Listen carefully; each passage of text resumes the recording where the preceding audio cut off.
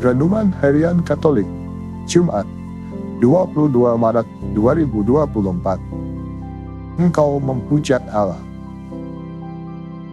Jawab orang-orang Yahudi itu, bukan karena suatu pekerjaan baik, maka kami mau melempari engkau, melainkan karena engkau menghujat Allah, dan karena engkau, sekalipun hanya seorang manusia saja, menyamakan dirimu dengan Allah. Yohanes bab 10 ayat 33. Saudara-saudara, pengalaman ditolak biasa terjadi pada setiap orang. Siapa yang menolak dan alasan penolakan pun dapat saja memiliki kisah yang beragam. Biasanya semakin dekat hubungan itu dengan orang yang menolak kita, maka penolakan itu akan memiliki dampak yang semakin berat juga. Dalam Injil hari ini, Yesus juga mengalami penolakan dari sekelompok orang Yahudi. Yesus adalah seorang Yahudi tulen dan bagian dari masyarakat Yahudi. Tetapi ada orang-orang Yahudi fanatik yang menolak Yesus.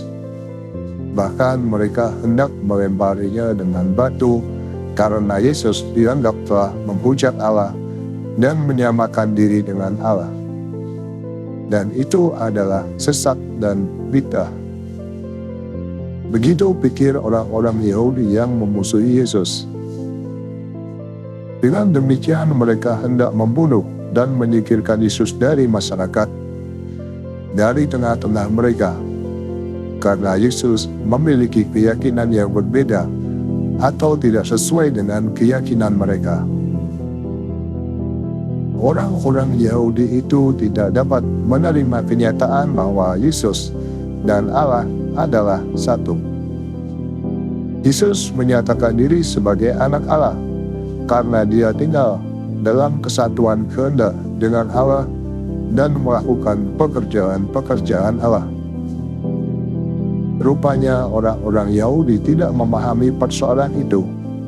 Orang-orang Yahudi masih menuduhnya sebagai penghujat Allah, dan ini justru menunjukkan sikap batin orang-orang Yahudi yang tertutup terhadap tawaran keselamatan Allah yang hadir dalam diri Yesus.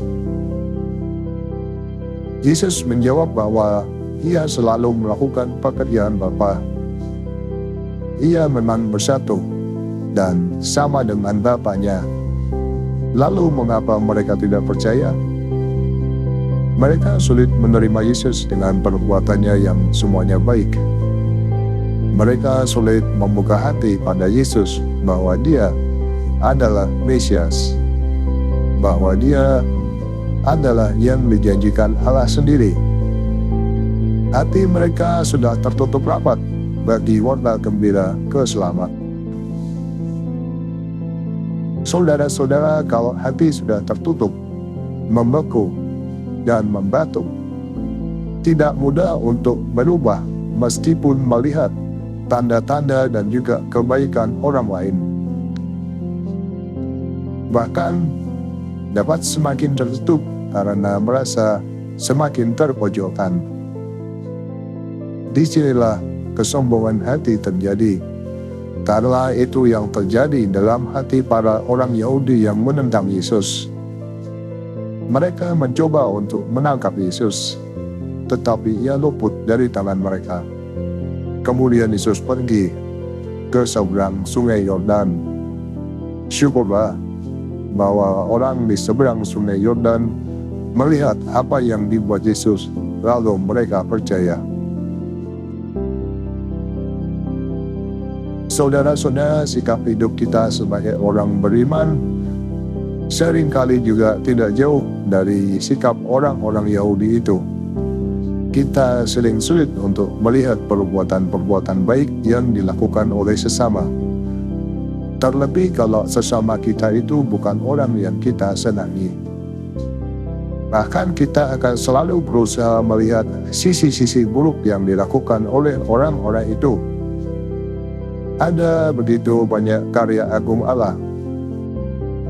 Ada begitu banyak mukjizat Tuhan yang terjadi setiap hari dalam kehidupan kita. Namun seringkali kita tidak mampu untuk dengan jernih melihatnya.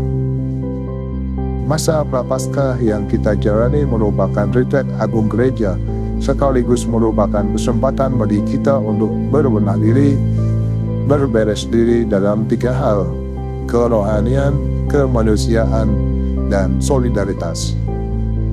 Maka tepatlah jika kita mengisi masa Prapaskah ini dengan olah rohani, olah rasa, dan olah jasmani dalam karya nyata supaya Allah dimuliakan dan diimani oleh semua orang.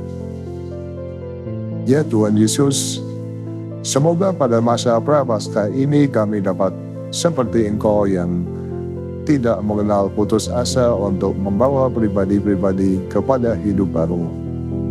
Demikian renungan hari ini. Selamat beraktivitas. Semoga semuanya lancar, sukses, serta selamat. Tuhan memberkati.